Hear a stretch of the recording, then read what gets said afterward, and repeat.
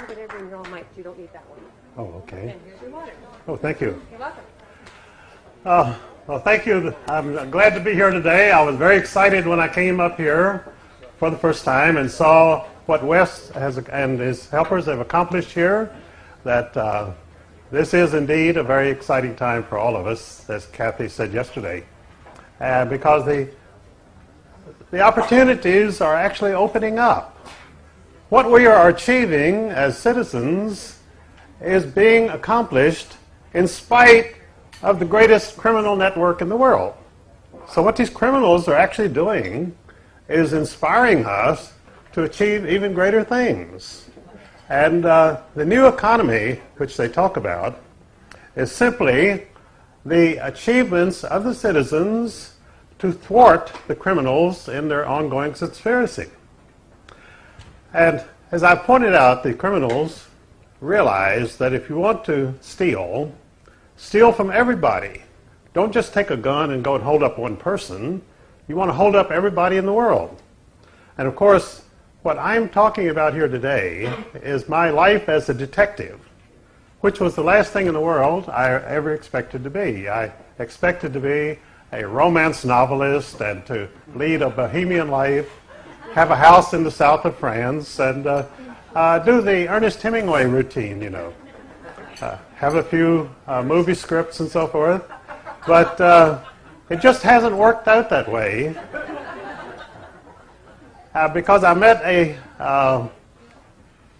an indicted person named Ezra Pound, who had been indicted for treason because he tried to persuade the people of the United States not to enter World War II. Now, if there's one thing that the criminals hate, they hate a person who interferes with their war plans, because war is the most profitable thing they can get into. They create enormous debts, which they can live on for many years from the interest. And so when you become a pacifist, which is essentially what Ezra Pound was, then you incur their lifelong enmity. Now, Ezra Pound was indicted for treason. There was a story in a paper in Virginia just a couple of weeks ago about me. And on the front page, they said Ezra Pound had been imprisoned for treason, which was, of course, a total lie, as was most of the other story, too. And I'll be suing them when I get back.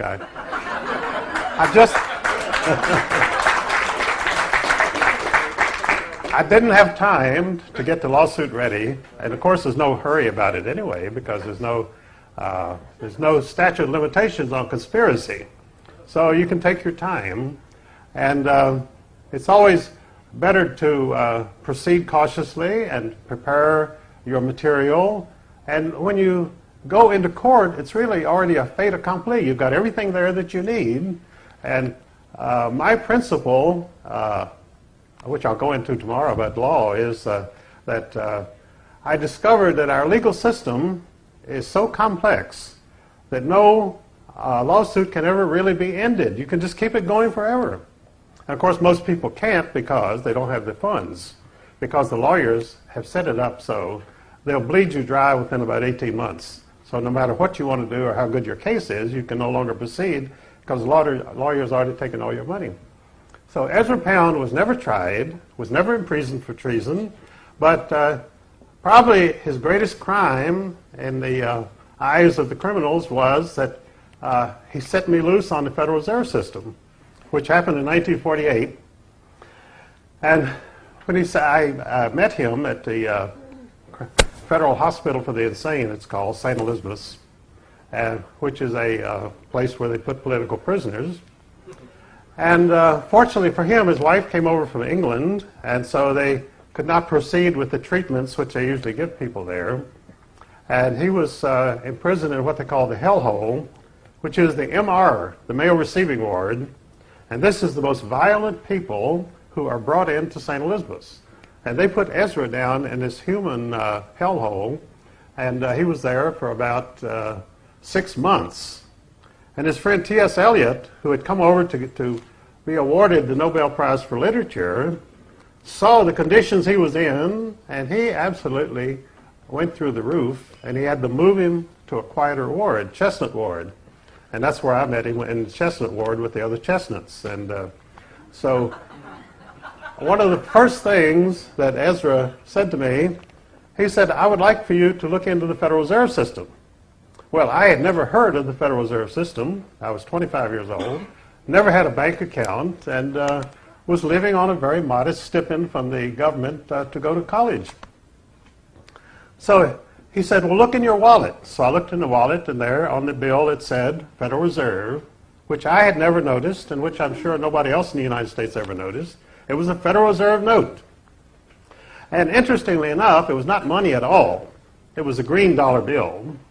But it was such fake money, such counterfeit money with nothing behind it, that Congress finally had to pass a special law, the Legal Tender Act, making this counterfeit money legal tender, which meant that before the Congressional Lawful Tender Act, it was not lawful money. So we had been using unlawful money for years. Now, by act of Congress, it was suddenly lawful. But it was still the same fake money that it was before, because it was not money, it's a promissory note. The Federal Reserve note is issued against government bonds. In other words, it's a paper bill issued against paper backing. Now, there's no gold, there's no diamonds, there's no nothing behind it except the people's promise to pay. Because the Federal Reserve Act was written in 1913 stating that they were giving this privately owned bank, the Federal Reserve Bank, license to print money, which is what a central bank does. The central bank has a license to print money, and all the money that it prints becomes the liability of the government. And of course, there is no government, there's only taxpayers. So all the money that these bankers print and issue and circulate is charged against the taxpayers. And they have to pay interest on it. It's called interest-bearing currency. One of the first things that Ezra Pound told me, he says, you have to learn the difference between interest-bearing currency and non-interest-bearing currency. Well, he might as well have been talking Greek to me. I never heard such confusing terms in my knowledge, because I thought, how can currency be interest-bearing? But it is. All the currency is interest-bearing. And we have two dead presidents who could testify to that, because in 1863, President Lincoln, in order to finance the war, which the bankers did not want him to finance the war, they wanted the United States to split into two small countries, the North and the South. So they wouldn't lend him any money to fight the war. And he called in the bankers and he said, look, I've got to finance the war. I want to borrow some money. They said, well, yes, you can have money at the 19% interest. Well, the average interest rate at that time was 1%. So Lincoln knew that the bankers were having him on. So he looked around and someone told him, well, the Treasury lawfully can issue money which is non-interest bearing, called greenbacks. And so Lincoln said, well, I'll do that. So he issued the greenback currency, non-interest bearing currency, and financed the Civil War with that. Well, of course, the bankers were very annoyed by this because they lost a lot of money on the interest that they would have gotten on interest-bearing currency. So when you cross the bankers, they have only one answer, and that's assassination. So they assassinated Lincoln. Well, 100 years later, we got another young, bright president, John F. Kennedy, who had gone to Harvard, but apparently did not take any history courses, because someone told him Kennedy, like most presidents, wanted to be remembered. And he asked some of his advisors, what could I do to really get the people behind me and have them appreciate me for what I've done? And so one of them said, why don't you go after the Federal Reserve System? They said, if you will get the Federal Reserve System off the backs of the American people, they'll put statues of you in every town in the United States. So Kennedy thought, well, that's a very attractive proposition. I think I'll do that. So he goes over to the Treasury and says, print me up some non-interest-bearing currency, the greenback currency. Well, they did this. And of course, then the bankers again were horrified. They said, well, what is this guy doing? He's going to ruin us. So they hurriedly he had this vice president named Lyndon Baines Johnson, and Kennedy had already decided to dump Johnson, which meant that his political future was nil. And so Johnson said to Kennedy, well, look, we're having a little trouble with the party down in Texas. Why don't you go down to Dallas and see what you can do? So when Kennedy went to Dallas, they had not one, they had 5 different assassination teams waiting for him. In case one didn't make it, the other would back up, you know. So Kennedy didn't make it, and that was the end of the greenback currency on Kennedy. So he went the same way as Lincoln, simply because he issued non-interest bearing currency, which I admit is confusing and sounds dull and routine, but unfortunately this is the way that the world operates.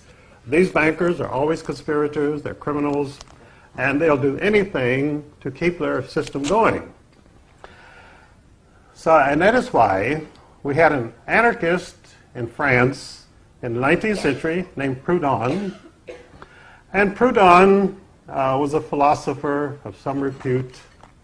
And after many years of studying, he issued his dictum. He said, all government is a crime. He didn't say some government, or some parts of the government may be a little criminal. He said, all government is a crime, which is true. And why is all government a crime? It's because part of government is law enforcement. And when people get into government and they realize they control the law enforcement, then this becomes a license to commit whatever crimes they want, a license to steal, a license to lead the country into wars, anything they want to do. And this is a very heady situation. They suddenly realize, here I am, I've reached the power, I can do anything I want, no one can control me. And so this is why all government becomes a crime. And of course the people have really only one solution, and that is revolution. That's what Thomas Jefferson said. To have a successful government, you have to have a revolution every 25 years. Well, he said that 200 years ago, so we're a little overdue. But let's hope for the best. And because the United States was founded on revolution, and it's a revolutionary state, so revolution is really great. I have nothing against it. And look forward to it, as a matter of fact. And instead of my life as an artisan or bohemian, my life has been lived as a revolutionary, which was not what I intended at all. And in fact, I'm a person who avoids confrontation, and I like to take it the easy way. I don't go looking for fights and so forth. And the result was that J. Edgar Hoover, the head of the FBI, who had his eye on me for some time, he announced that I was the most dangerous man in America. Well, from his point of view, I was. But I wasn't a threat to my fellow Americans. They had nothing to fear from me. But J. Edgar Hoover and the criminals did. And so that's why they designated me with that title. And, of course, I was under daily surveillance by the FBI for 33 years. And I would actually come out of my apartment in Chicago. There'd be a row of cars with FBI agents.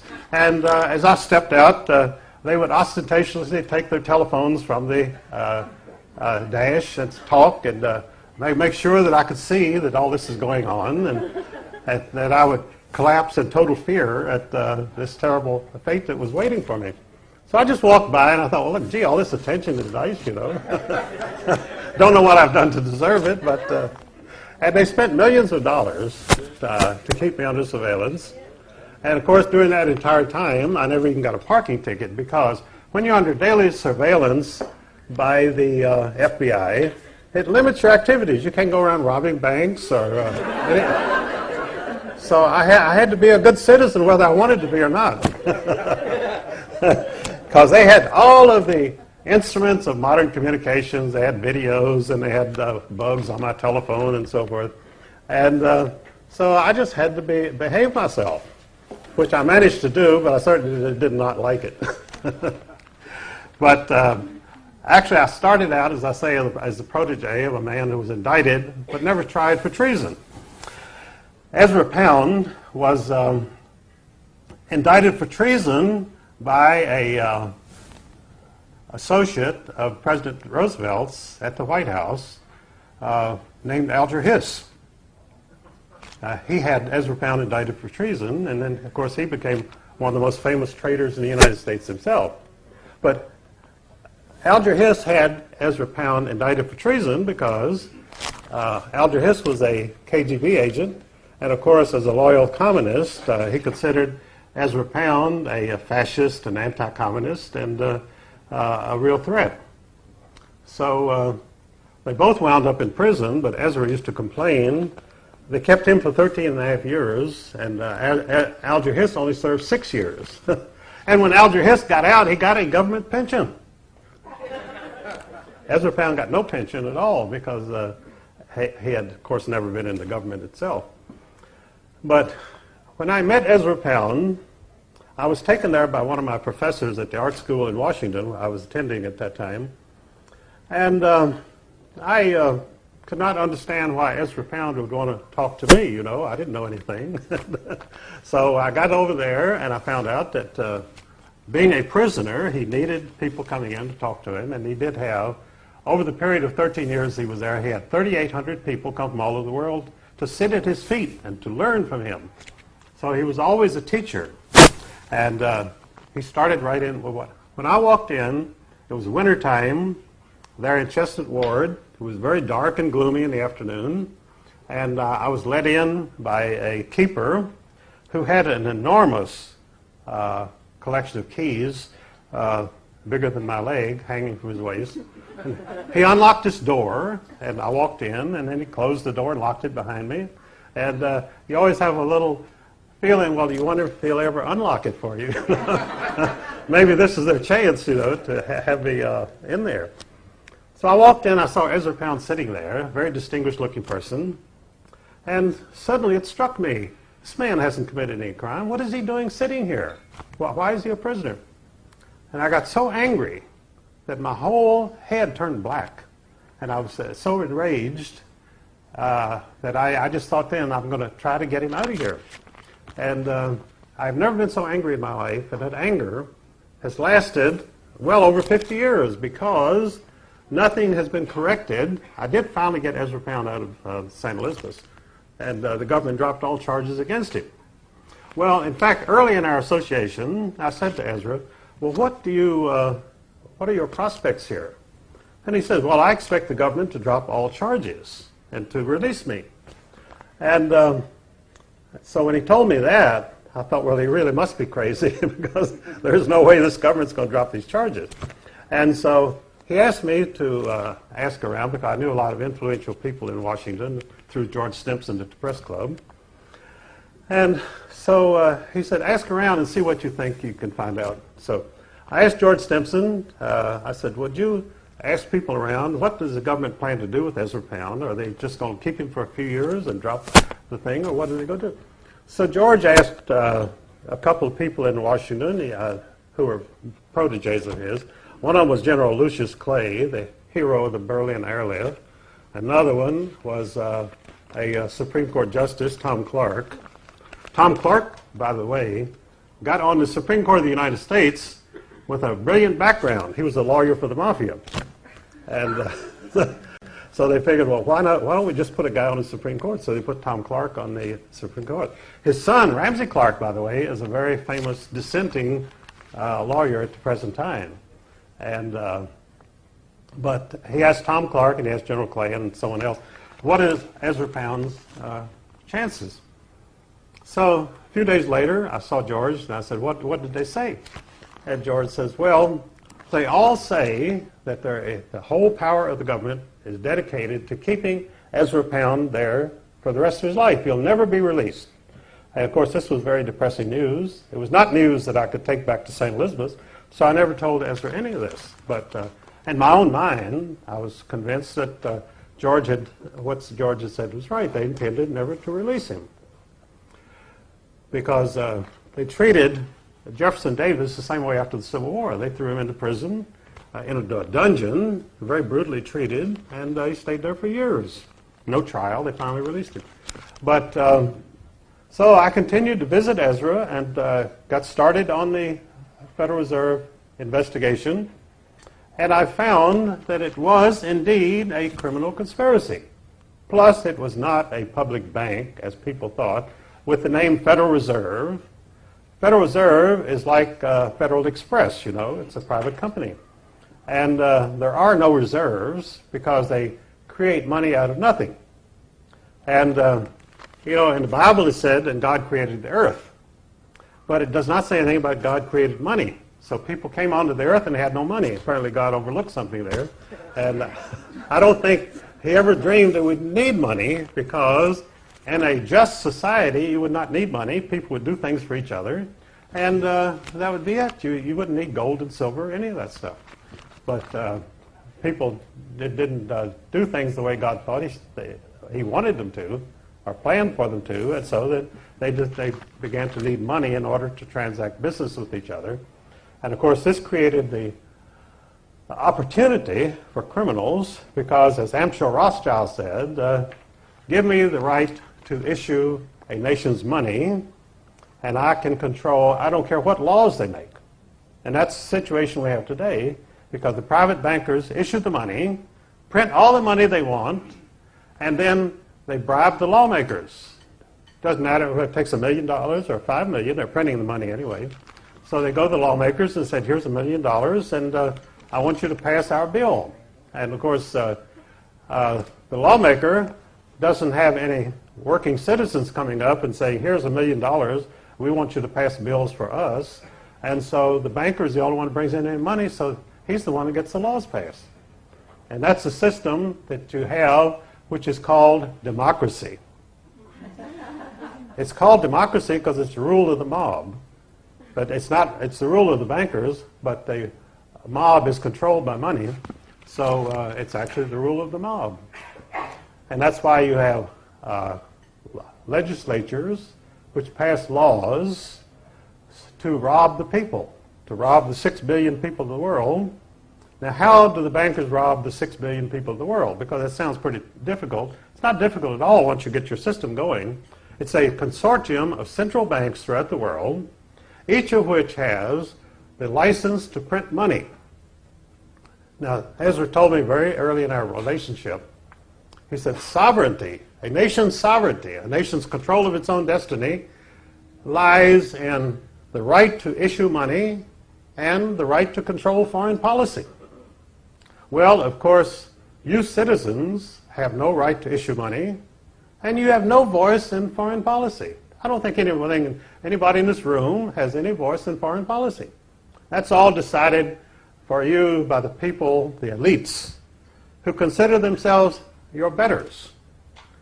They consider themselves better than you because they don't have more money than you. They have all the money because they can print all that they want.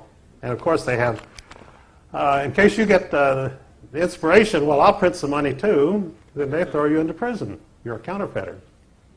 So you either use their counterfeit money or you go to prison if you try to use your own. And it's that simple, and that's the way it works. Now, they also have another means of control, which is which encompasses everybody. Nobody can escape it, and that's called the tax, the income tax. Now, if these people had the license to print money, why would they need your income tax? Because they can print all the money they want. They don't care if you have $1,000 or $200,000. They don't need your money. But the income tax was instituted solely for control. Not only to control you, but to control the volume and flow of money. Because all central banks, with their right to issue money, are inflationary. Because they can print all they want. There's absolutely nothing in the laws which says they can only print $1 million a day or anything like that. It's unlimited. And all that money becomes your obligation, interest-bearing currency obligation. You're paying interest on all this money that the bankers are having such fun printing and bribing your legislators with. So the Federal Reserve, as a privately owned bank, had to control this inflationary money, and all central banks have to do this because the printing presses are running and the money is flowing out, and they have to have some control. Well, the control is the income tax, because you you let people have the money and wages. They have to work for it. Nobody gives them anything, but they have to work for it. So, and then as they earn the money, the government takes it back as income tax. So they give what they call the subsistence wage. Now the subsistence wage was developed in England by the Rothschilds about 1810. And they developed a system. They said, well, we want people to work and we want them to work hard, but we cannot allow them to accumulate any assets. So therefore, we will give them a subsistence wage, and if they begin to save money, we'll tax it and take it away from them. And so this is what the subsistence wage is. And in all the so-called democracies, the subsistence wage is the fate of the workers. The worker bees have to live on a subsistence wage. They cannot get rich and they cannot have the finer things of life because the government takes it back. In fact, I defined the difference between capitalism and communism many years ago. I said, under communism, profit is considered evil. You are not supposed to exploit your fellow citizens by making a profit. So the government says you cannot make a profit. Well, there you take away the motivation for all economic activity. If you can't make a profit, why do it? So this gives the government, the communist government, the opportunity to control all economic activity because they won't have any competition for the people, because who's going to get out there and make things and work if they can't make a profit?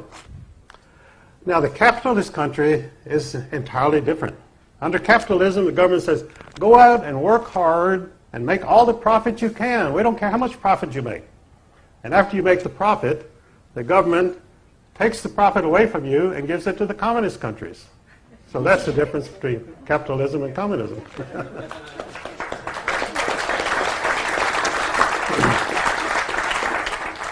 Now, all during the Cold War, when we were spending $250 billion a year on defense to protect us from the Soviet menace, the menace of world communism, the Soviet state was living entirely on largesse from the United States taxpayers, and a lot from Canada too. Canada was selling the Soviets wheat because the Soviets in the Bolshevik Revolution, the Ukraine was the breadbasket of Europe. They had the most wonderful wheat, and they fed all of Europe from this Ukrainian breadbasket. Well, the communist leaders, being mostly intellectuals who had never been on a farm, they had no idea where food came from, they decided to kill the peasants. In fact, the joke in Russia after the Bolshevik Revolution was, this is the workers' and peasants' party. They enslaved the workers and killed the peasants. And that's why it's the peasants and workers' party. So that's the story of communism. And so from 1917 on, the United States taxpayers were the total support of the Communist Party in the Soviet Union. In fact, the Federal Reserve Bank of New York, which was the central bank of the entire Federal Reserve System, most of its effort during the 1920s was dedicated to shoring up the collapsing communist system. See, the communist system collapsed almost immediately after the Bolshevik Revolution of 1917 because the workers and peasants said, look, we own everything, we don't have to take care of everything because it's ours. And there was a story about a peasant who burned down a huge forest. And so they said to this peasant, why did you burn down the forest? He said, because it's ours now. We can do whatever we want. So they burned it down. And of course, they stopped growing wheat. So Herbert Hoover, who later became known as an anti-communist because he saved communism, you have a lot of these paradoxes in this kind of work. I have to tell you, you have to have a very flexible reasoning capacity, because Herbert Hoover became world famous as an anti-communist because he saved communism. And if you could figure that out, tell me. I'd like to know. And in fact, he set up the Hoover Institute at Stanford, California, called the Hoover Institute of War, Peace, and Revolution. And today it's very active. In fact, the whole Reagan administration in 1980 was pulled out of the Hoover Institute at Stanford University. And these were called the neoconservatives. And Reagan had a neoconservative administration. And they were all out of Hoover Institute, and they were all old-line socialists. So the great Reagan Revolution, anti-communist revolution, Reagan is standing up there saying the Soviet Union is the evil empire, and his whole administration was socialists behind him. He didn't know that, of course. Reagan would have known a socialist if one came up and bit him on the leg, but he was a Hollywood actor, and a very good one. And of course, his presidency was the culmination of his entire acting career.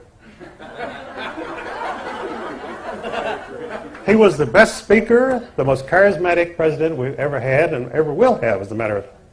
And so he simply played his role to perfection, and he was very good at it. And meanwhile, these neoconservative socialists ran the whole country. Sorry, try not to cover your mic with your pad, please. Oh, don't cover it. Yeah. Oh, I'm sorry. Okay. Yeah, all right. So the Reagan Revolution was really a neoconservative revolution in which the socialists ran the country to suit themselves, and they ran up an enormous deficit, which created more interest for the bankers. And of course, this all went back to Thanksgiving week of 1910, as I discovered at the Library of Congress. I went to the Library of Congress and started digging out some things back in 1948, and I found that there had been a secret meeting of the bankers at Jekyll Island in 1910, and these were the most important bankers in New York. They got on a train in Hoboken to go down to Brunswick, Georgia, and Brunswick is a very interesting name because Brunswick was the origin of the Hanover family, the Dukes of Hanover, who became the kings of England in 1700, and they became the kings of England by some faked genealogy, which they had a obliging scholar draw up for them, and so they went to England to become the kings of England. They didn't even speak English. The first three Georges of Hanover dynasty in England didn't speak English and didn't see why they should bother to learn it, because German was their language, and so here you had the leaders of Britain speaking only German. And finally, I think they did learn some English. And of course, today, Queen Elizabeth does speak English, but it took a while. Because these people have so much power, they do whatever they want. They say, I'm not going to bother to speak English in London. Let the English people learn German, you know. They want to talk to me. So that was the Hanover dynasty, which happened to be the Illuminati and Freemasonry originated in Hanover province. And Brunswick, Georgia, was named after the Brunswick Hanover family. And so this is where these bankers, their train went to Brunswick, Georgia. Then they went across the inlet to the Jekyll Island, which they had bought a few years earlier and made a private enclave. And the residents of Jekyll Island at that time comprised 1/6 of the wealth of the entire world. So these people were not Johnny-come-latelys. They knew what they were doing. And so they had their private meeting, and they got rid of all the servants on Jekyll Island and for this private meeting. And they brought in new servants, and they agreed they would only call each other by their first names. Paul Warburg was Paul, and Nelson Aldrich was Nelson. And ever after, they were known as the First Name Club because they only used first names. And all these people agreed they would never mention the fact that they had ever been on Jekyll Island. Because what they did there was to secretly write the Federal Reserve Act with our central bank plan. Now, they had been trying to get a central bank in the United States since 1787. And the first Bank of the United States, which was a central bank, was enacted over the opposition of Thomas Jefferson. And in my book, I quote Thomas Jefferson's opposition to it. He was just a farmer in Virginia, but he had an understanding of international banking, which is absolutely incredible. So he put down all the list of why you should oppose the central bank. But Alexander Hamilton persuaded George Washington to approve the plans for the first Bank of the United States. So Washington approved it.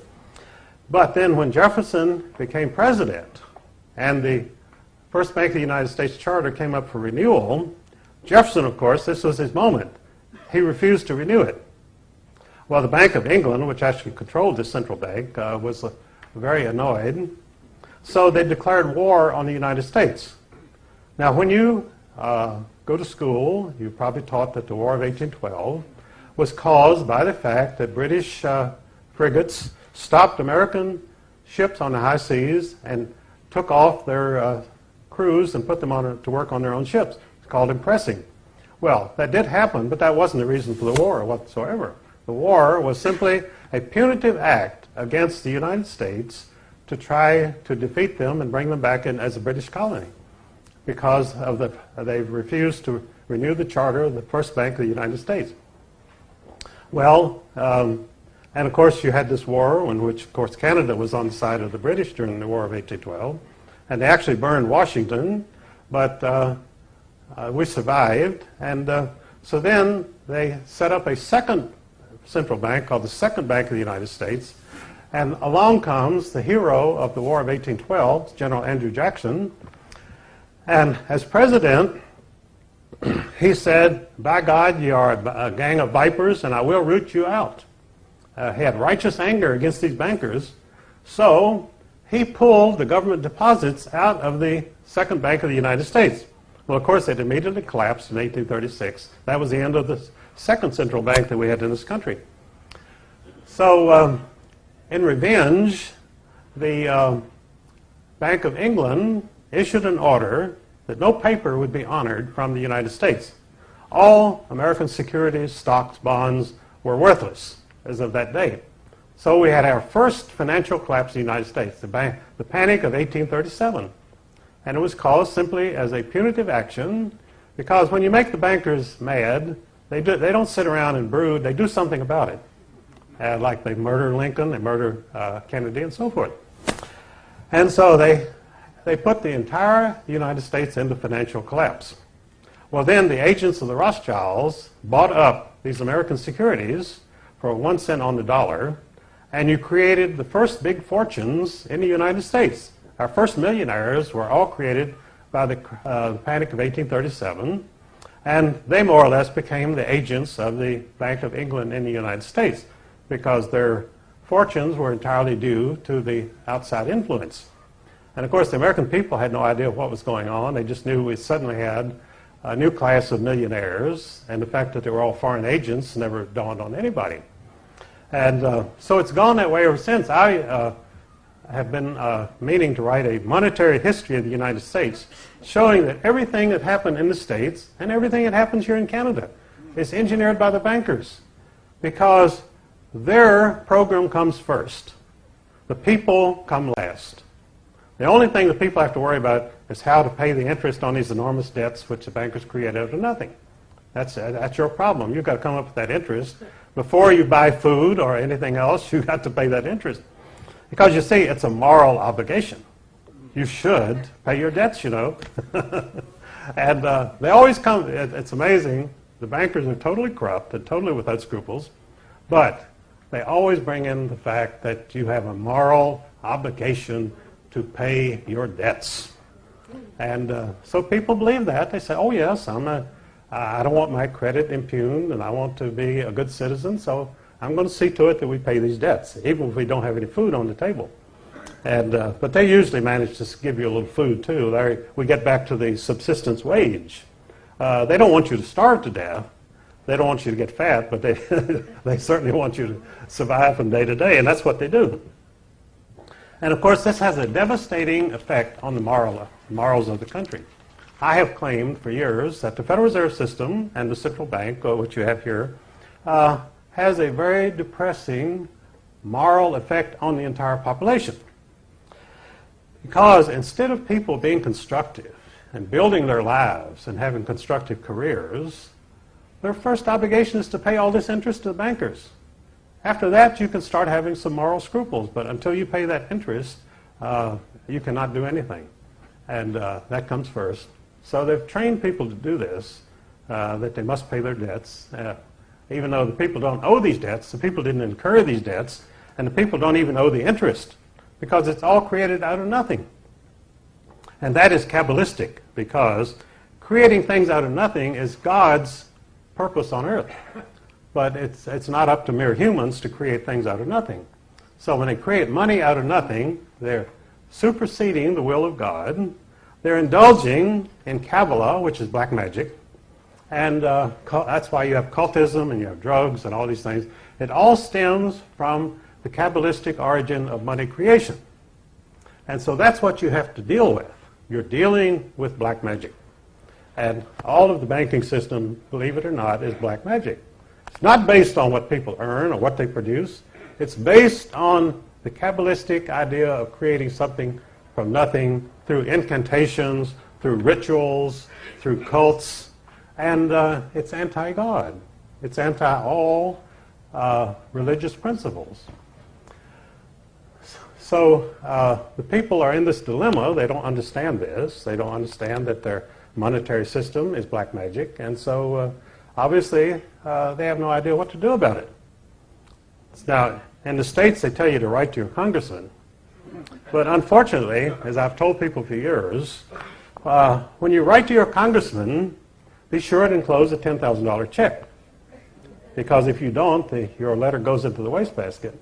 Now, if you enclose a $10,000 check, let's say, well, this guy obviously knows what's going on, so we have to pay a little attention to his views.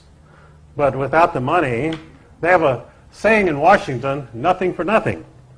And what that means is, if you don't send something, you don't get anything. In other words, it's an investment. The whole democracy is based on individual investment. If you want to invest something in a congressman, then he'll do something for you. I found that out when I tried to get Ezra Pound released from St. Elizabeth's. Well, we went to a couple of senators and congressmen, and they said, oh, you've got a good case. They'll drop the charges against Ezra Pound. And the lowest price, now this was back about 1950. The lowest price we could get was $5,000 before anybody would do anything. Well, everybody that Ezra knew put together didn't have $5,000, you know. And I was living on $50 a month myself, and most of the people I knew were in the same category. So, of course, nothing was done about getting Ezra out at that time. And we didn't know at that time that in Washington, the name of everything is access. If you have access to a congressman or to some public official, then you can get something done. And generally, the only path of access is through money. So if you have no money, the congressman will be very sympathetic, and he say, well, what has been done to Ezra Pound is a terrible injustice, and we've got to do something about it. This will be taken care of, and that's the last you ever hear from them. They don't return your calls after that. And as I say, they're waiting for the money. And the idea that this is a money culture has been imposed on us by the bankers, because actually money should not be very important. In fact, when I worked for H.L. Hunt, the richest man in the world, he was totally bewildered by me, because obviously I had a lot of ability and so forth. I had a very successful record, but I had no interest in money. And in fact, H.L. Hunt would sometimes get annoyed because the people didn't understand him. They published a story that he was the richest man in the world, and that he had an income of $1 million a week. So he told me later, he snorted. I said, you know, they said you had $1 million a week. He just absolutely snorted. He was very indignant. He said, that wouldn't touch it. He said, I actually had $10 million a week at that time. So he was very offended that the press would tell these lies about him, and he only had $1 million a week. And he was really insulted. Yeah, Texas was a money culture, by the way. Even at that time, if you didn't have over $100 million, you were considered a very poor person. You were not a player. And you should have at least 300 or 500 million to be a serious player. And so that's the way they judged you in Texas at that time. They judged you by your category: 100 million, 200 million, a billion, and so forth. And it's probably pretty much that way today. But that has changed somewhat, because here again, the growth of the bureaucracy in Washington and the increasing power of officials, so the amount of money that you have is not really as important as the access that you have to people. I mean, if you can send President Clinton over a nice-looking intern, then you've got more access than the next guy. And just point her out to the Oval Office, and send her down the hall, and things take their course.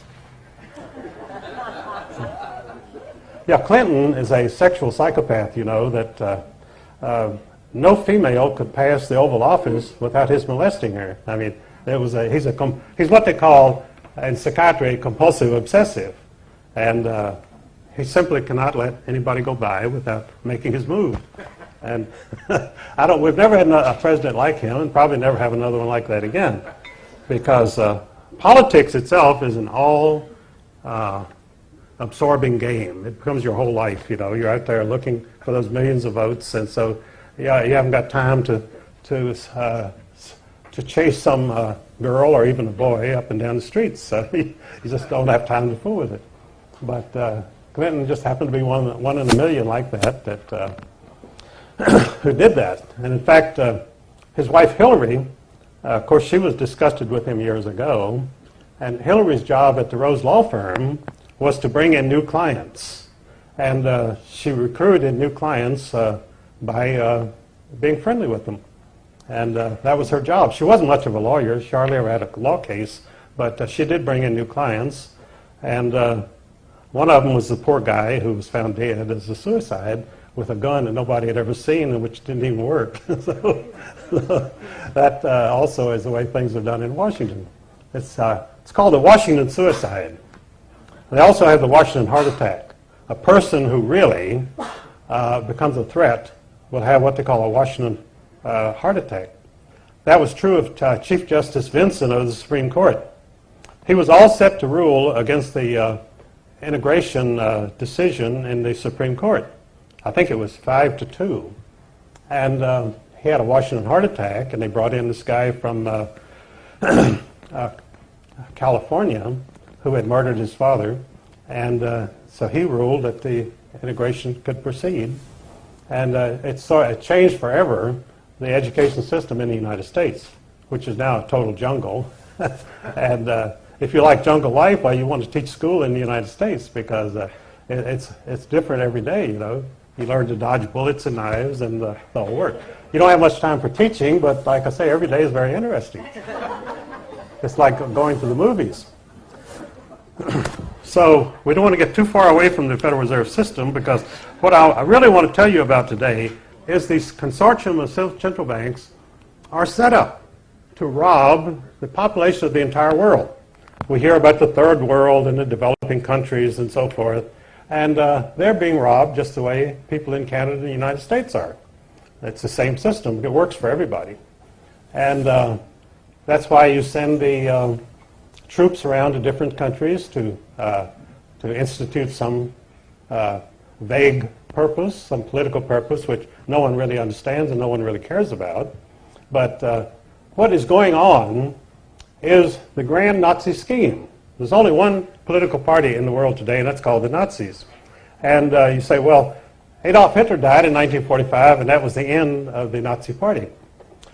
But that's because you've never been told what the origin of Nazi is.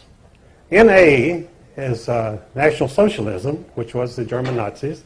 And in 1923,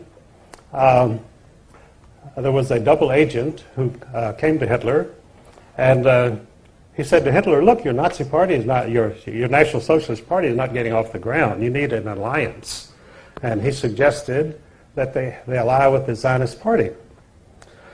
So the NA of National Socialism joined with the Zionist Party in the World Zionist Party in 1923, and ever after was known as the Nazis, NAZI.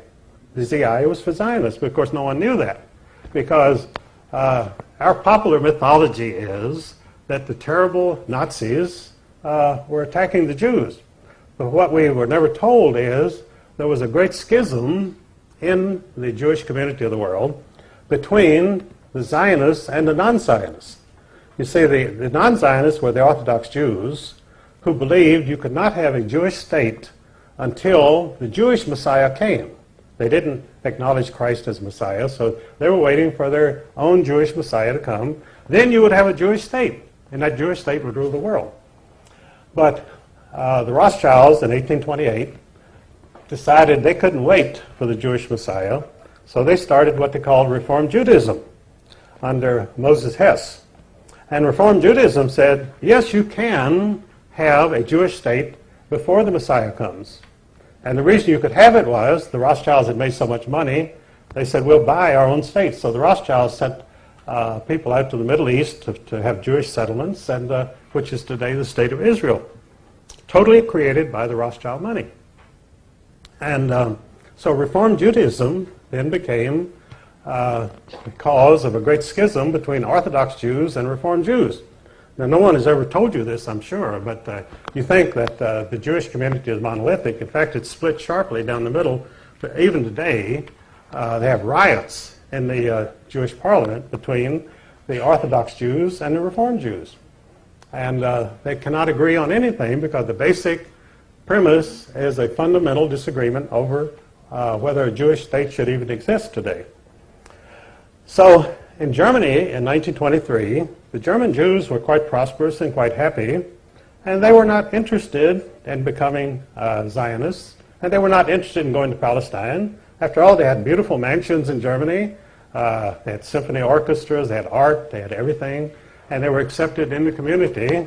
As Ezra Pound said, Germany was the least anti-Jewish country in Europe. When you went over into Poland and Russia, you had very strong feeling against Jews. But in Germany, they were accepted and happy, so why would you ever have an anti-Jewish government in Germany? And of course, Hitler, allying himself with the Zionists, he said, after all, you're right. He said, we have the same goals. And so he allied with the Zionist party, and the mission of the Nazis was to force the anti-Zionist Jews to accept Zionism. And this is what the concentration camps were about. They put the anti-Zionist Jews in the concentration camps, and they were placed under the direct administration of the Sonderkommandos, who were the Zionist Jews. So the concentration camps were run by the Zionist Jews in order to punish and get rid of the anti-Zionist Jews, which they did. And of course, that's a part of the Holocaust that you were never told, that this was a fundamental Jewish disagreement, which the German people, that Daniel Goldhagen wrote a book in which he said all Germans cooperated in their anti-Jewish feeling and the Holocaust, which was not true at all. The Germans did not even know what was going on, most of them. It's just like in the United States, when we were perfecting the atomic bomb and bombed Hiroshima and Nagasaki, the American people knew nothing about it. It was forbidden to mention the atomic bomb. I was serving in the Air Force at that time. We never heard of any atomic mission or atomic bomb until the bomb was dropped on Hiroshima. So you could say the American people are guilty of the greatest atrocity, the dropping of the atomic bomb on Japanese civilians. But that isn't true. The American people knew nothing about it. I knew nothing about it in the Air Force. And I was right there. So these things go on without the knowledge of the people or the approval of the people. But of course, they have to accept the results. These things happen, and you're stuck with it. So this is the real story of Zionism, that the Nazis. So then, well, if the Nazis had allied with Zionists, why didn't the Nazi party survive? Well, what happened was, in 1945, after the German military was defeated, they brought in the German leaders, the German generals at the Nuremberg trials, tried and convicted and executed them. They had to execute them because they didn't want them around to testify that about the alliance between the Nazis and the Zionists. So they had to die, and they were executed for that reason. Because, they told about the atrocities that the German generals had committed. But German generals are like any other generals. They don't really commit atrocities. The troops under their command may commit atrocities, but they don't commit any atrocities themselves. These German generals didn't go around shooting Jews or anybody else. But they were executed, and so the Zionist secret was safe. And now the Zionists were now in command of the world because their National Socialist allies were now gone from history, and the Zionists had a free reign, so they set up the State of Israel. And in fact, some Jews themselves even claim that there should be a statue to Adolf Hitler in Israel because he created the state of Israel, which is absolutely true. Without Adolf Hitler, Israel would not exist. The Jews would still be dispersed and they would have no country. But George Steiner, a very famous Jewish writer, proposed this about 10 years ago. He said, why don't they put up a statue to Adolf Hitler in Israel? Well, they're not likely to. And because there again, the big job of the criminals is to keep the truth from the people. They want, not only do they want you not to find out anything, but they flood you with disinformation.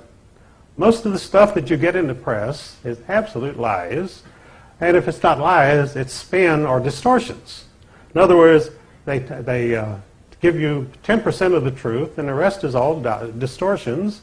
And they demonize people so that you're filled with anger against the Holocaust people who murdered all the Jews in Germany. And and people do get very angry because of these things. And they don't even know what they're angry about because they're not told the facts. And never will be told the facts because the press is totally in the hands of the bankers. Because news is a high-budget, capital-intensive operation. You need a lot of money. You need a staff covering the whole world, and it's a very expensive situation. So the average truth seeker is not going to start his own television station or newspaper because he doesn't have the $100 million that you need to even get it off the ground. So we're reduced to meetings like this, which are very good. And we also, God apparently was merciful on us, and he gave us the internet. Because in fact, in the States, we had this total monopoly of television by 3 television networks, which were all controlled by Zionists. And so along came cable, and suddenly we had all new stations and all sorts of controversial programs coming on, which, of course, the 3 Zionist networks would not touch with a 10-foot pole. And the result was they were left behind. They had 100% of the television audience. They now have 30%, and it's dropping every year. In fact, it's probably less than 30%, but they're cooking the books in order to maintain their advertising revenues to give a totally false picture of their audience, which is probably less than half of what they claim, because that's how they keep up their television revenues, based on audience share. So this is all a banker's operation, and I was telling you about the fact that the bankers met in Jekyll Island in 1910. And who was the chairman of this meeting? The chairman of this secret meeting was Senator Nelson Aldrich, the Republican majority leader of the Senate. And, of course, the Republican Party was in full power at that time because after the Civil War, the corporations and banks moved in and took over everything. And they made money so fast that they didn't know what to do with it. And they owned all the railroads and the corporations, and the profits rolled in. And in fact, they were making so much money that they decided, look, we've got to protect our gains. We don't want any competition. So these corporations passed the Sherman Antitrust Act, which said you cannot compete with the big corporations. Now, they sold this to Congress. They said, look, we want to have free competition. We don't want any restraint of trade. So we're going to pass the Antitrust Act so there will be no more big trusts in the United States. Everything will be open to everybody. Anybody could start a company and do whatever they want. But actually, the Sherman Antitrust Act in operation has always been to stifle competition. That these upstart companies, like Bill Gates comes along with Microsoft, and that's why the Justice Department went after him, because this was the true spirit of antitrust, was for the Justice Department to crush Bill Gates, and the lawsuit was brought by his own competitors. They said, Bill Gates has too much of the business, so that's a sin. And of course the Justice Department is against sin, so they went after Bill Gates. And even though he was the richest man in the world, when the Justice Department went after him, because they could fold him up like a collapsing door because they have so much power, and the Sherman Antitrust Act and all that stuff. But what they were trying to do was send Bill Gates a message: you're now the richest man in the world, and you're spending $1.5 million a year in Washington? This is ridiculous. So he got the message, and he's now spending about $50 million a year. And because the criminals, they want you to share. If you're making a lot of money, they want you to share it with them. Just be nice. Don't be selfish. And so that's the whole story of the Justice Department. They want you to be nice. And they do it through taxation, and they do it through government force if that's necessary, and that's what they did. So this is the whole system which was set up in 1694 in England. And what happened was in 1688, England had what they called the Glorious Revolution. And this is part of English history, the Glorious Revolution. What was the Glorious Revolution? The Amsterdam bankers, who at that time were the richest people in the world, they controlled most of banking in the world, they were very unhappy with King James II of England. They were afraid that his daughter, who had married a Catholic, they were going to have a Catholic king of England, and they didn't want this. So, because they didn't want... See, Henry VIII had rebelled against the Catholics and taken away all their lands and created a whole new dukedom, which of the people he gave the Catholic lands to. So England had been Protestant after that time. So James II, they thought, my gosh, he's going to go back to a Catholic. So the Amsterdam bankers decided, they had a minor prince in the Netherlands called William. So they decided to finance William, who had a claim to the English throne, a very small claim. They would finance him to invade England and take it over. Well, the problem was William did not have many troops or many ships. He had by no means any amount of military force which he could take over England. So they did it the easy way. They bribed all of King James's admirals and generals to sell him out. And when King William's little flotilla appeared off the coast of England, all of King James's generals and admirals defected to William. So he almost won England without firing a shot. And the purpose of all this was they wanted to set up a central bank in England. So King William set up the Bank of England in 1694. And up to that time, England had, about every 50 years, they'd have a revolution or a war. After the Bank of England was set up, there has never been a revolution in England, because for a revolution you need some money. And once the Bank of England took over the finances of the British Empire, nobody ever had any money to object to anything, and so England has enjoyed tranquility for 300 years. It's that simple. Control the money and you control the people.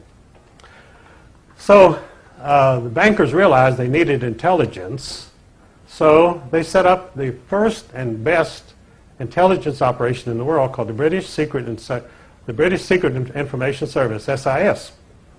And the purpose of the SIS was not merely to gather intelligence, but also to control the opposition. So if there was any opposition, these intelligence operators would infiltrate it and take it over. This is laid down by a Chinese general named Sun Tzu, who said, always control the opposition. Doesn't matter what it is. It can be the Thursday morning garden club or whatever, but you send agents in and you control it. And in fact, I was very active in right-wing organizations all through the 50s and 60s, and we could always tell a government informant, because he would come in and make the biggest donation. And then he would say, look, you guys are not doing anything. Let's get something going here. Let's blow up a building. I'll get the dynamite. It won't cost you a penny. We'll take care of everything. And these guys would say, hey, this is good. We'll really get something going. So they'd blow up a building, and then they'd all go to prison for life. Because they would have so much testimony against them. When they went to court, they didn't have a chance. And, of course, their lawyers would never plead entrapment or anything like that. And so these guys were on the fast track to 30 years in prison. And this is controlling the opposition, and that's how it's done. So the result is there's very little opposition because it's all infiltrated. And you can always tell the government informant because he is the real activist. And he is the one that brings in the money. If you can't pay the rent on the hall, he pays the rent. You know, this guy is a real patriot, you know. So, so I saw this from the inside for over 30 years. But my work was mostly intellectual, so I wasn't too involved in any of this. But I did make a speech in Coeur d'Alene and Idaho. And I said, I know you Idaho people are great hunters. And I said, you like to hunt bighorn sheep and you like to hunt cougars and so forth. But I said, I think you're missing a bet. I said, I think that the most thrilling sport of all is hunting federal agents. Well, 2 days later, the Murrah building blows up. And I never heard a word from anybody to this day. But the Spokane paper did a front page story on me and what I had said, you know. And I thought, well, by gosh, now they're going to say that I blew up the Murrah building. Well, nobody to this day ever said anything. And I was quoted in the New York Times as saying it's a standard government operation, which of course it was. And I had a friend named Red Beckman in Montana. He was quoted on the front page of the Wall Street Journal that this was a standard government operation, which of course it was, because I know the whole patriot movement in the United States, and I have never met anybody who would want to blow up the Murrah building. I mean, to them, it would be totally counterproductive. Now, if they really wanted to blow up something, they would blow up something in Washington, but they didn't. They went to Heartland America out in Oklahoma, where none of the bureaucrats in Washington would be bruised by the bomb going off, and blew it up there. And the people in Oklahoma, of course, shed tears, and the government rushed in and leveled the entire building and destroyed all the evidence, and then they convicted Timothy McVeigh of killing 168 people with no evidence because they destroyed the evidence. How you convict somebody after destroying all the evidence, I don't know, but they did. And McVeigh, of course, was a patsy like Lee Harvey Oswald in the Kennedy assassination, that sort of thing. Because there are always these drifters around, and you can pick them up and do anything you want to with them. They're considered throwaways anyway, so nobody cares what happens to them. And I don't know what's ever going to happen to Timothy McVeigh. I seriously doubt that he will ever be executed. I think they'll just let the American people forget about him and go on. But anyway, to get back to Jekyll Island in 1910, Senator Nelson Aldrich, the chairman of this meeting, was the father-in-law of John D. Rockefeller, Jr. Now, what had happened with John D. Rockefeller, who was financed by the Rothschilds, by the way, so it's really a Rothschild operation. We're trained to think of the Rockefellers as terrible bandits and unscrupulous oligarchs and so forth. Well, in fact, they're nobodies. The Rockefellers are nobody today in this country, but they're a convenient whipping boy. So Rockefeller, after the Rothschilds set him up to be the biggest monopoly in the world, Standard Oil in New Jersey, they looked around for other fields, and so they put him into the medical profession. He revolutionized the medical profession in this country, converted it almost overnight from homeopathy and naturopathy to allopathic medicine. Allopathic medicine, which I describe in my book, Murder by Injection, was a German system which relied on radical surgery, lengthy hospital stays, and heavy use of drugs. When I say drugs, I mean drugs. And so they put the medical profession into the drug business. And that was a Rockefeller operation. Then they decided to use Rockefeller to create their central bank and money monopoly. So they set up a National Monetary Commission. In 1907, the bankers in New York precipitated a panic of 1907. And people lost their money and banks closed and there was economic chaos. And so obviously, then the bankers set up a public hue and cry for banking reform.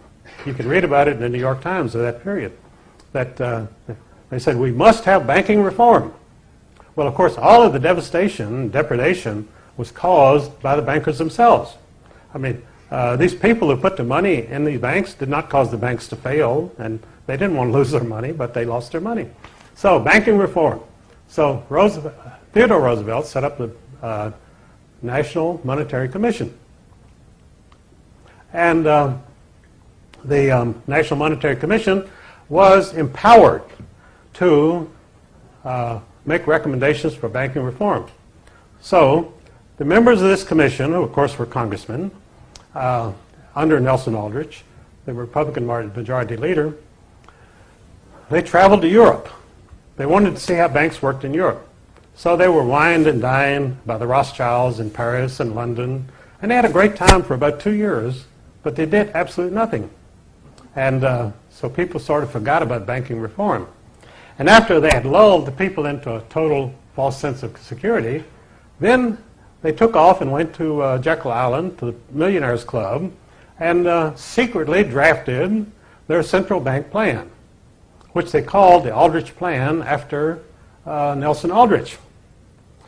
Well, of course, the Republicans adopted the Aldrich Plan as their platform in 1912.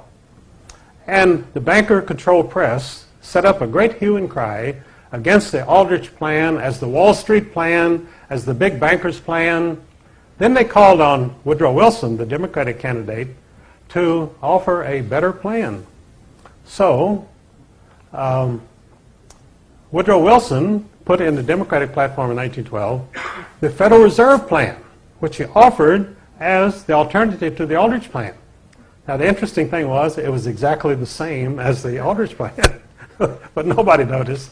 And so, but they couldn't elect Woodrow Wilson because he was not a very charismatic person. He was a dull professor. He was not a good speaker. He was totally unlikable. So he was born in my hometown, by the way, Stanton, Virginia. The only claim to fame in Stanton is that I'm from there and Woodrow Wilson was there. Nobody else ever amounted to anything. So they had this task of electing Woodrow Wilson in order to enact the Federal Reserve Act. But unfortunately, William Howard Taft was very well liked. He was the president running for re-election. And there was general prosperity. I mean, there was no reason for the American people to trade Taft for Woodrow Wilson. So the bankers called on an old friend, Theodore Roosevelt, who had set up the National Monetary Commission, and said, Ted, we need you to go in and splinter the Republican vote. So Ted Roosevelt comes out of nowhere, starts the Bull Moose Party, runs for president himself, splits the Republican vote. Woodrow Wilson is a shoo-in, and Taft and Roosevelt, of course, disappear. So now they could have him sign the Federal Reserve Act. But the congressmen from the Middle West and the Far West were totally opposed to even the Federal Reserve Act because they knew it was a phony. And so they were led by Congressman Charles Augustus Lindbergh of Minnesota. And I've been to his home at Little Falls, Minnesota, and it's a wonderful museum. This man really gave his life to fight the bankers. And, of course, he was the father of the aviator.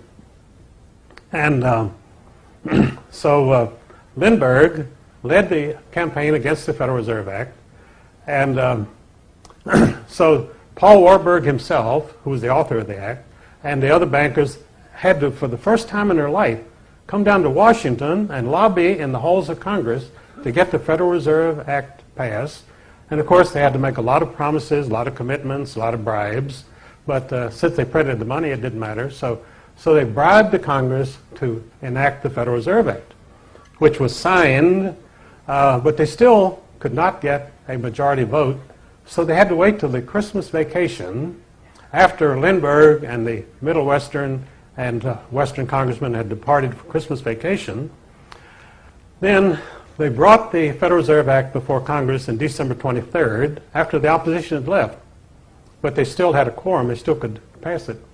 And so even the New York Times said, never has legislation of such importance been passed under such circumstances. In other words, the whole Federal Reserve Act was passed through fraud. It was passed more or less while Congress was in the Christmas vacation. And so Wilson signed the act into law on December 23rd, practically Christmas Eve, and it became public law. So now that they had a central bank with the power to print all the money they wanted, a privately owned bank, and the Federal Reserve Act itself is an amazing act. It's an act of total monopoly because every word in it, first of all the money that the bankers can print becomes an obligation of the U.S. government, which means the U.S. taxpayer. Second, the stockholders of this private bank included in the legislation that no Federal Reserve Bank stock could ever be bought or sold on any exchange in the world. So in other words, the initial purchasers would own it in perpetuity, and which is what happened because the Rothschilds, Warburgs, and Schiffs all bought the original stock in 1914 and have owned it ever since. And they've put it into foundations, so it can never be touched. And these foundations are the real government of the United States, Rockefeller Foundation. Nearly all of your major legislation in the United States is prepared by these foundations. And they submit it to Congress, and of course they have enormous staffs and billions of dollars. So they bring the legislation before Congress. And it's impeccable. It's researched and it's phrased and everything is done just right. And so of course the Congress accepts it. And they look around, they say, is anybody objected to any of this? And of course there's total silence. Nobody objects. So it becomes law. That's why you have laws constantly passed by Congress which are actively opposed by 85% of the American people.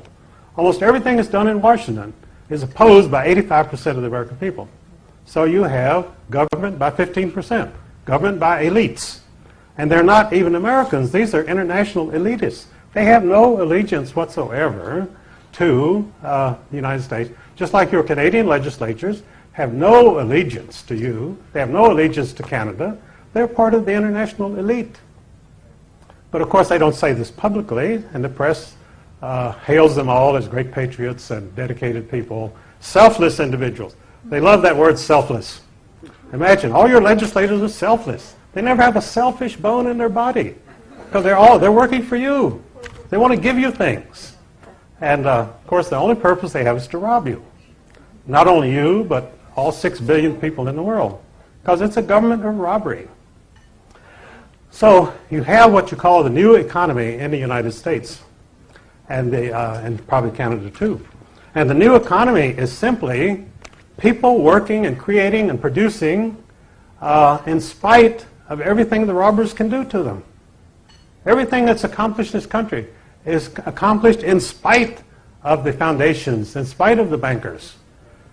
People have to work harder to pay the interest, but they do that. They rise to the challenge, and so they've created a new economy, an economy of enormous prosperity. And the bankers don't like it because the most influential financial reporter on television in the States is Louis Rickhauser, Wall Street Week, which is a very honored program, been on for many years. So a couple of months ago, I was watching Wall Street Week, and Louis Rickhauser had some Wall Street people on. And so he said, well, what do you think about what's going on? That the stock market was dropping, you know. In fact, my stocks were dropping $10,000 a week. Just week after week, I was watching my little nest egg dwindle away, you know. And but I knew what was going on, and I couldn't do anything about it. I may eventually sue Alan Greenspan, the chairman of the Federal Reserve Board, for robbing me, because he robbed me. I mean, I saw $170,000 in stock vanish into thin air. And the stocks themselves were perfectly good. Every one of these companies was actually doing well. The economy was doing well. And Clinton, of course, was busy in the Oval Office. I mean, he wasn't interfering with any of this, you see. They said, listen, Bill, if you'll stay out of your way, you can have all the interns you want. And it sounded good to him, and that's what he did. No, Clinton is the invisible president, believe it or not. He has absolutely no political influence whatsoever. And he has a crew in Washington. There was an FBI agent named Gary Aldrich who was stationed there. He was there during the Bush administration, which was a very staid and proper, even stuffy administration. Then in come the Clintons, a bunch of left-wing loonies, homosexuals, and these people were right out of the 1960s. They were absolutely nuts, dope addicts, you name it. None of them could pass a clearance. Most of the Clinton White House staff has never been approved by the FBI. They have no security clearance. They should be arrested when they come to work. So Gary Aldrich wrote a best-selling book about this, and he told how Hillary, when Christmas came, Hillary was decorating the Christmas trees with penises and condoms and so forth. And I mean, these people believe in what they're doing. They are the real revolutionaries because they're totally degenerate and totally insane. And I don't mean to impugn anybody, but unfortunately, that's what they are. And Gary Aldrich was horrified at these people. And so the whole Clinton spin allied to denounce Gary Aldrich, that he was really a secret Republican and that he was trying to destroy the Clinton administration. Whenever anybody criticizes Clinton, they call him a Clinton hater. In other words, if you find any fault with Clinton, you must be eaten up with envy and hatred of this wonderful person who's our president, you know. Yeah. And so Clinton hatred is supposed to be the big thing in the United States. But, well, he'll be long gone because, you see, the powers that be decided to get rid of him, and that's really what Greenspan has been doing. They want to get Clinton and Gore out and put in this very proper Republican administration again. It was the same deal that they did in 1980 with Reagan. They simply totally sabotaged Jimmy Carter. They put him on grease skids and ran him right out of Washington. And they're doing the same with Gore. Every reporter in the United States knows that Gore is gone, that he hasn't got the chance of a snowball in hell. And so it's Bush all the way. This is the way that they like unanimity. They like monolithic government. They don't want opposition. So they're going to get rid of Clinton and his gang of bums and put in a very sedate, a nice first lady who has never slept with anybody but her husband, and the whole bit. We're going back to morals. Meanwhile, the same bankers will be running everything just as they did. They'll be doing everything they want. But at least Bush will not do what Reagan will do, what Reagan did. He brought in this bunch of socialists who called themselves conservatives, or neoconservatives. But Bush is bringing in the old CIA crowd. Remember, Bush Sr. was head of the CIA and was a CIA operative all of his life. That's the only job he ever had, really. He had these ships that were CIA passenger ships and everything else, supply ships. And of course, they sabotaged the Bay of Pigs to ensure that Castro was about to fall in Cuba. He was gone. So they mounted an emergency the CIA mounted an emergency rescue operation to save Castro, called the Bay of Pigs. And of course, all of Castro's opposition came out and fought him because they were assured that planes were coming from the United States and they would blow the Castro forces off the map. So when they went out and were fighting on the beaches, they looked up, there were no planes. No planes ever came. So of course, Castro's opposition was totally wiped out, and he's been in power ever since. It was the same way that Bush did with Saddam Hussein in Iraq. They said, we've got to get rid of this new Hitler. Saddam is the new Hitler, we've got to get rid of him. So what happened? Saddam is still in power because he and Bush were partners in a number of enterprises. Saddam, by the way, is one of the wealthiest men in the world. I mean, he's a big player. And he helps keep the price of oil up. See, people are complaining about the price of gasoline. They don't realize that Saddam is doing that. Because if we had the Iraq production coming into this country, gas would be 25 cents a gallon. And so they can't have that. So they keep Saddam in power. And they did the same thing in Iraq. They got rid of all of Saddam's opposition because when the United States attacked Iraq, then obviously every Iraq patriot had to support Saddam Hussein. So he's in for life. And that's the way things are done. You always support the opposition so you can control it. So we own Saddam Hussein. He is not a monster that the press claims. And we support Castro. We've kept Castro in power for 40 years. And this is the way they operate. Well, I mention this because the senior Bush, as head of the CIA, oversaw all these things.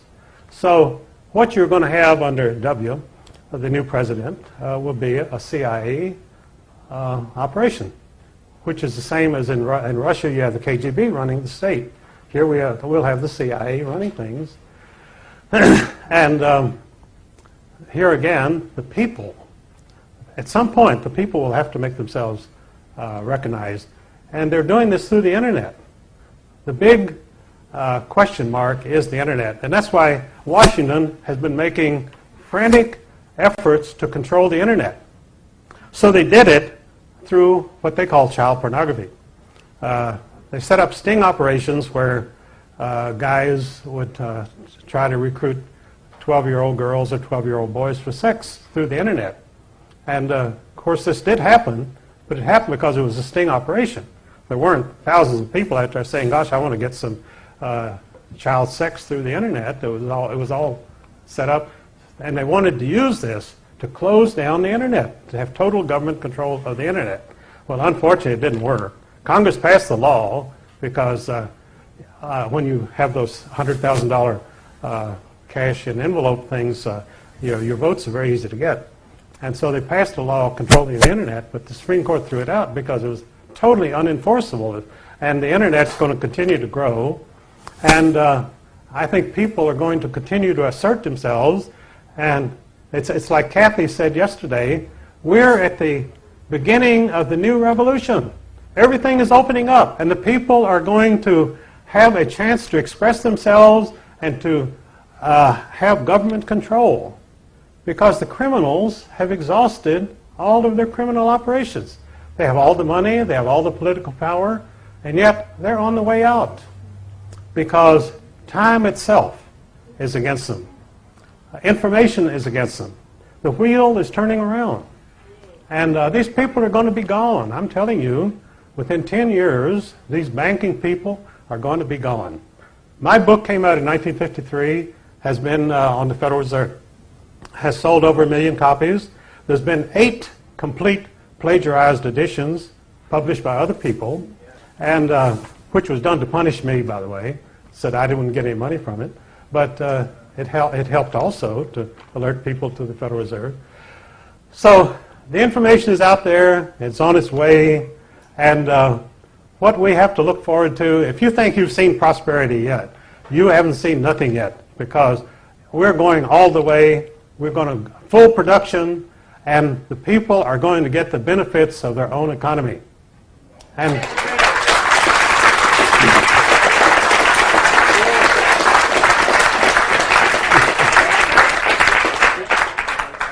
so I thank you, and I just wanted to bring you that message of cheer.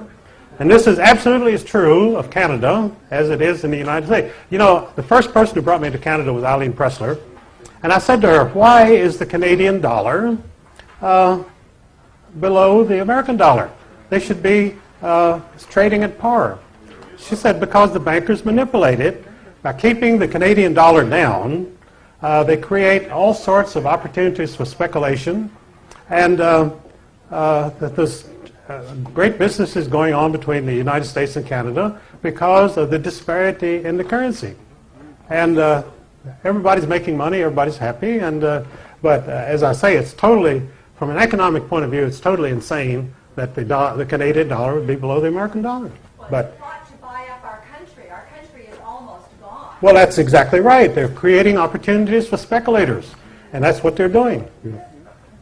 But hopefully that will change too, because what we want is economic equity. We want fairness.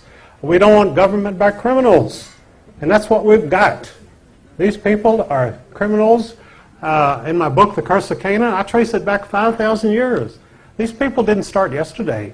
They have perfected these techniques over thousands of years. They have family dynasties all over the world, and they're simply used to having their own way. But in the modern world, they're totally obsolete, they're totally archaic, and they've got to go, and they're going to go. Thank you.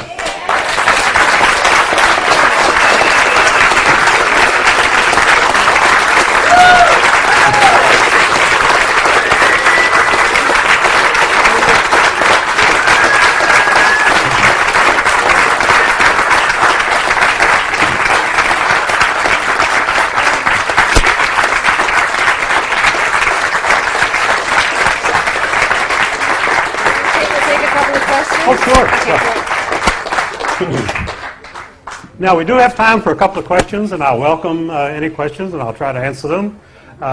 You know, the old The old technique was that you'd be asked a question in a public meeting, and you would say, "I'm so glad you answered that.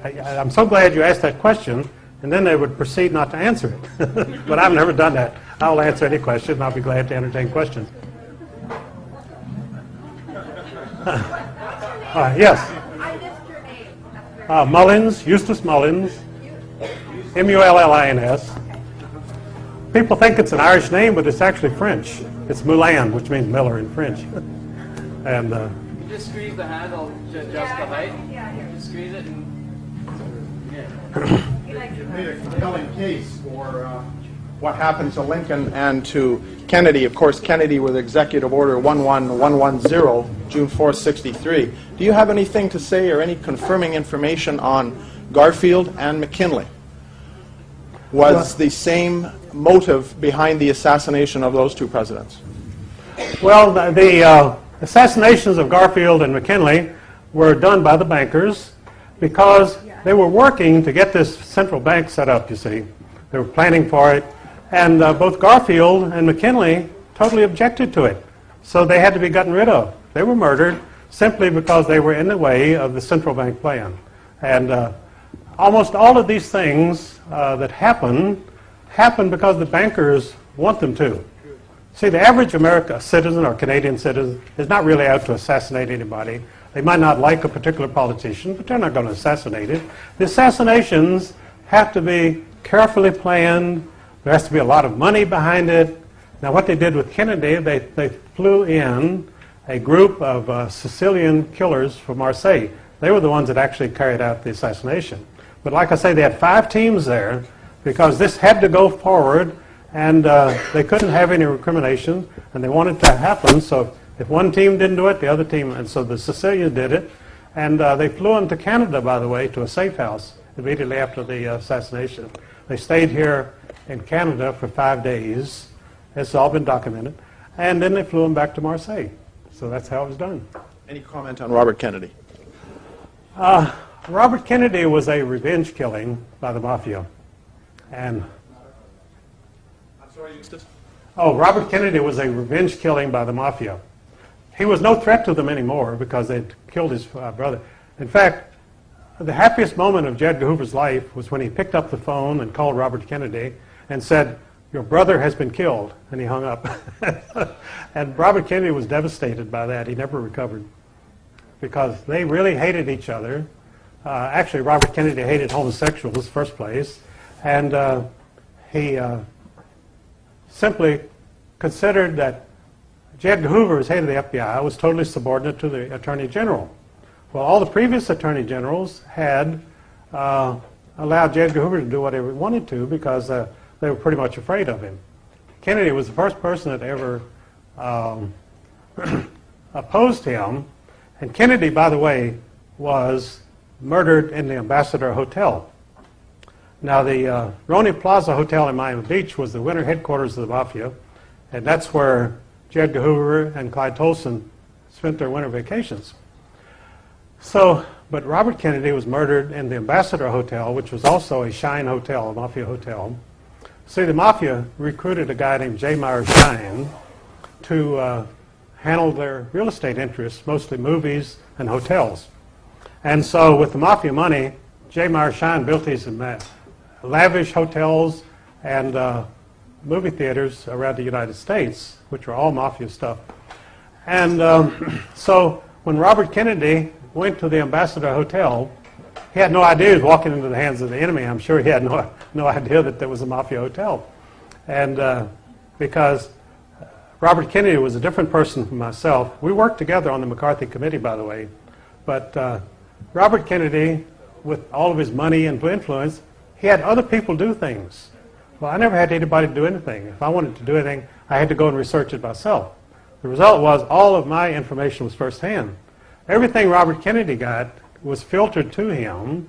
And as I say, when he went to the Ambassador Hotel, he had no idea he was walking into his own assassination. I would have known that. I would have known it was a Shine Hotel. And Shine, by the way, his son David, was the Shine-Cohn partnership which sabotaged McCarthy's fight against the communists. McCarthy let me go in order to hire Cohn and Shine. So I have a personal memoir of that. Well, first, Eustace, thanks so much for accepting Wes's invitation to bring your experience to Canada. What's your take on JFK's Jr.? Was that just a Washington airplane he was using, like a Washington heart attack? Well, JFK made a fatal mistake. First of all, he was a very dangerous person because he was the most famous celebrity in the United States. Second, he had $150 million of his own. Third, he had his own national magazine. This makes you an extremely dangerous person. And fourth, he had decided to do an all-out expose of Mossad and the Anti-Defamation League as the most dangerous influence in American politics. Well, when you embark on a program like that, you're going to develop some engine trouble. That's all. Second question. You talked about Rothschild basically financing the buying of the Jewish homeland. But my understanding is Rothschild is not actually Jewish to begin with himself at all, is it? The original dynasty isn't Jewish, is it? Well, the original dynastic name was Bauer, which means peasant in German. But as far as I know, the Rothschild family has always been Jewish as far back as I can find out. Even when they were Bauers, they were Jews and they were in the money business. See, the Jewish people during the Middle Ages were mostly in the what they call rag merchant business. They dealt in secondhand clothes, and then they went into other businesses, but they always wound up in the money business because they were the advantage they had was they were international, just like the five Rothschild brothers set up in the five capitals of Europe, and by that means we could control the whole European area. I guess we wouldn't mind being peasants as well then. But it's funny when you talk about, we talk about Bill Gates being the richest man in the world. It's funny how when they always do those lists, there's never any bankings on the list. No, that's forbidden. Forbes and all these people know they can't put any of those people on the lists, and they never appear on the lists. Yeah. So I was just wondering, with the royalty of England, originally coming from Germany, why was Hitler so able to launch such an attack against England and coming quite close to finishing it off? Well, it's called international finance. You say the royal family of England owned half of the Ethel patents, and all of the German planes which were bombing London, the royal family of England was getting royalties on the gasoline they were burning. So it's just a matter of business. Okay, thank you. Thank you, Mr. Mullins, for coming. I want you to speak a little bit on vaccinations, because that's been a big issue in my life for over 20 years. And number two, did you know Ayn Rand? And you probably did. And what kind of lady was she, really? Well, Ayn Rand was the disciple of a new conservatism, and Alan Greenspan, who's now chairman of the Federal Reserve Board, was one of her principal pupils.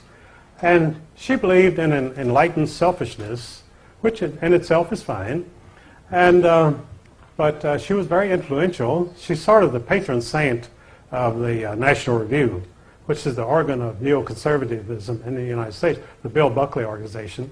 And Bill Buckley, of course, was a CIA operative all his life. And the National Review is a CIA paper.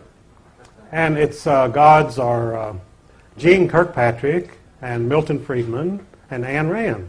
And so none of these people have anything to offer in the way of truth or justice.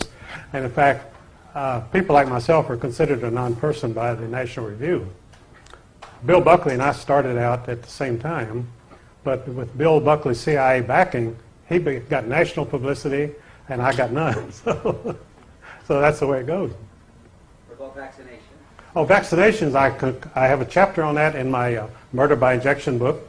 And vaccinations are probably the most toxic substance you can introduce into the human body. Plus, they're deliberately engineered that the immune system cannot fight them, cannot expel them, and so they stay in your system throughout your life. And I quote medical authorities who say that every vaccination is a time bomb in the human system, which at some point, maybe 25, even 50 years, is going to erupt in a stroke, heart attack, or cancer. So you're carrying this, if you've been vaccinated, you carry this time bomb in your system, and you don't know when it's going to blow up, and you're going to fall over with a stroke or a heart attack. What is their purpose? The purpose there, I think, is to ensure a lifetime of poor health and constant consumption of drugs and medications. Because after all, if the Rockefellers, they control every major drug company, they want to see the business coming in, you know. You want that bottom line, and you want those growth figures for the next 10 years. So it's all planned, and it's deliberately planned. Everything that they do, and including vaccination, is planned to attack the immune system and make you incapable of ever seeing good health again in your lifetime. Thank you for your truth. Surely.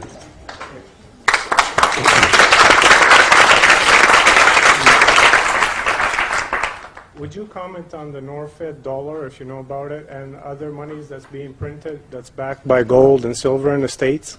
Yes, I'm familiar with the Norfed operation. In fact, I'm a member of it, and it's a way out. But until we get control of our own currency, Norfed itself is a very small operation. And what we simply need is to go into the Federal Reserve System and arrest everybody.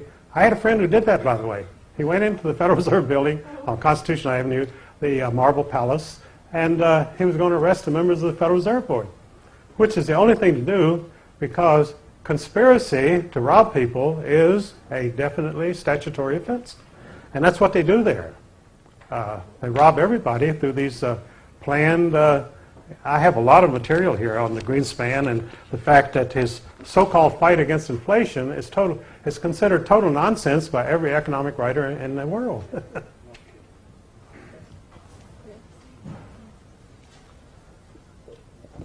Any more questions?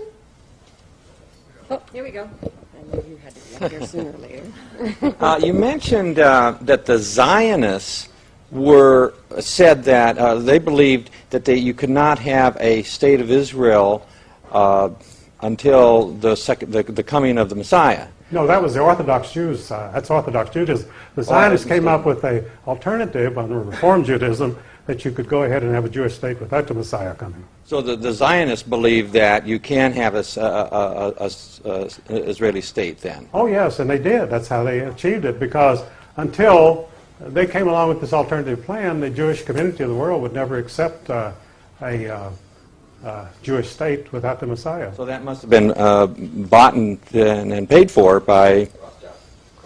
Oh, the Rothschilds put every penny into into Palestine. They sent the settlers out there. They paid all of their expenses, bought the land for them, set up great operations, wineries, and agricultural things. All that was Rothschild money. And all the controversy right now going on in there between the Palestinians, that's just got to be a big banking operation, it seems to me, connected with oil. Very much so. If you go to the State of Israel, you'll see the main street is called Rothschild Boulevard.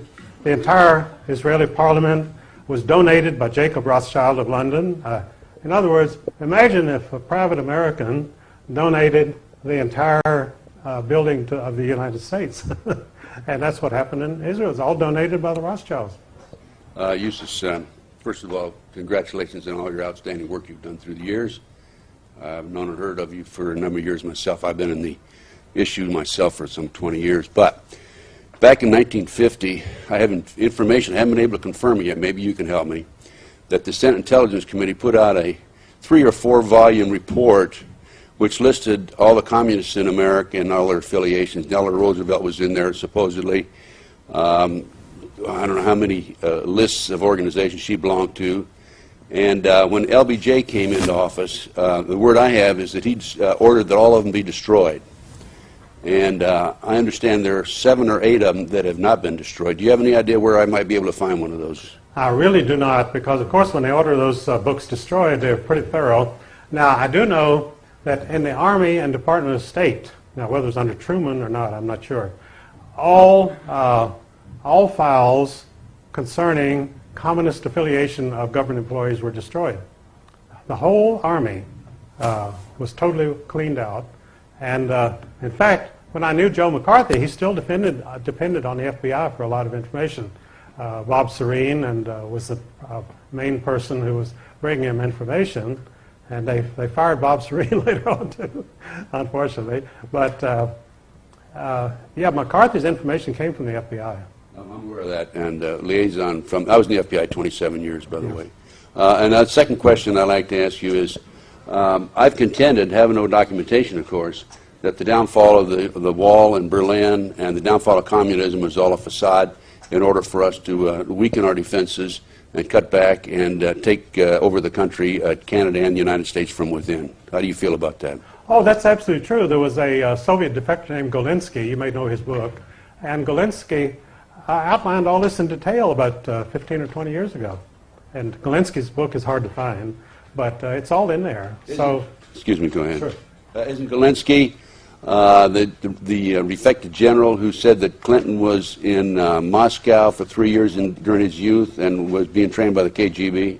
Oh, yes. Clinton had advanced training in Moscow. Was that Golinsky's book? I'm not sure if it's Golinsky or not, but there are other sources on that. There's no question about it. Right. Clinton, well, now some people claim that Clinton was actually a CIA operative, which is possible too, you know, because you know yourself, you have double agents, triple agents, quadruple agents. And so we all have this idea that a person can only work for one group at a time. In fact, a guy who has ability, everybody wants him, and they don't care if he's a double or triple agent. They want him on their side. So a lot of these people work for 4 or 5 different outfits. Okay, thank you very much. Surely. Good morning. I've studied John Nelson's work. Are you familiar with John? John Nelson? John Nelson. In Colorado? Yes. Oh, yes. I've been in correspondence. One of the things that he really hammered home in some of his information is that you cannot contract with yourself. In all notes, legal tender, have 2 signatures on it representing the government, of which if you can't contract with yourself, one of them's not of local properties. Therefore, all dollars are really international obligations. And when going into court, therefore, in a tax issue, you should be pleading international law because what they're collecting from you is an international obligation. Would you concur with that theory?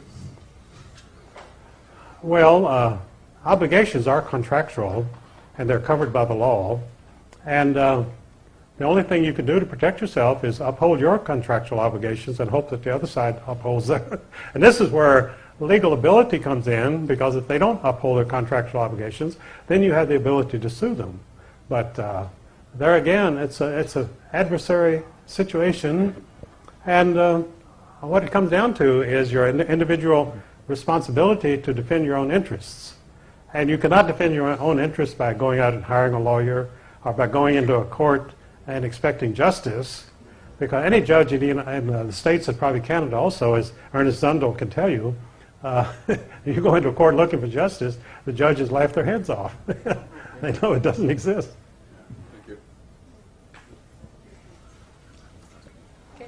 I'd just like to know what you feel about that Columbine massacre that happened there a couple of years ago. In the schools. Oh, I got that. In the schools there? Well, the whole Columbine episode was part of Clinton's gun control operation. And the 2 alleged students who did this, we don't know whether they did or not. We don't know if they were fired a shot, as a matter of fact. But they were on very strong medication. And with that kind of medication, you get hallucinations, delusions, and you also come under mind control. I'm sure Kathy could tell you a lot about that. So if they did what they did it because they were under mind control, because teenagers normally do not shoot their fellow students, nor do they commit suicide. But you see, under mind control, once you have carried out the operation, then you are instructed to commit suicide. So that it must have been a standard mind control operation.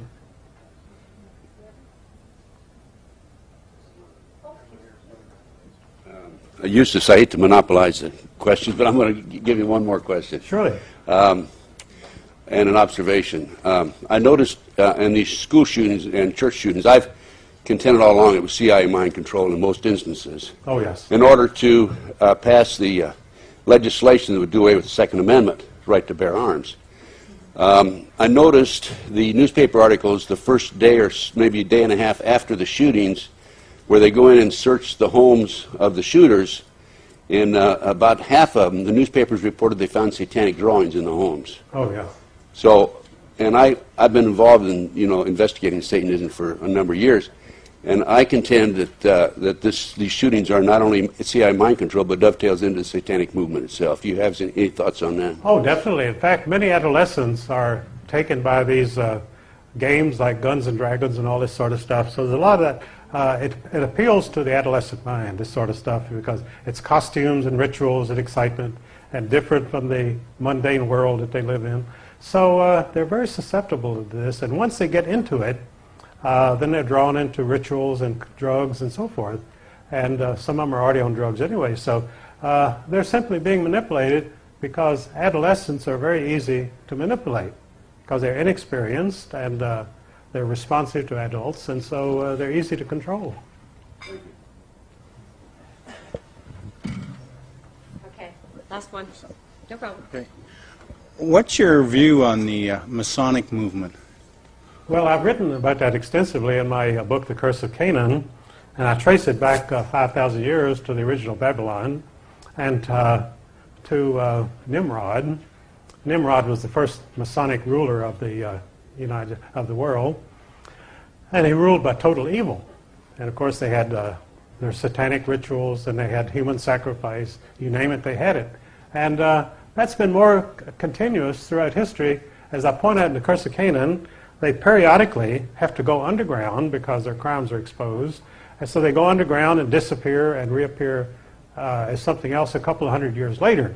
You have to have a long time frame in order to study these things because, as I say, these movements may totally disappear for 300 years and then they appear in another country in a total different guise. So you just have to watch for the telltale signs, what they do and what kind of people are doing it. And so it's a matter of observation and experience. You have to know what to look for. It's like any investigative work. If you don't know what you're looking for, it's not going to come up and hit you in the head. You've got to go find it. Okay, ladies and gentlemen, we do have to wrap up. Tape time, I think, is probably coming to an end, and we have to get on with the rest of the speakers. So, Eustace Mullins, thank you very, very much for your work.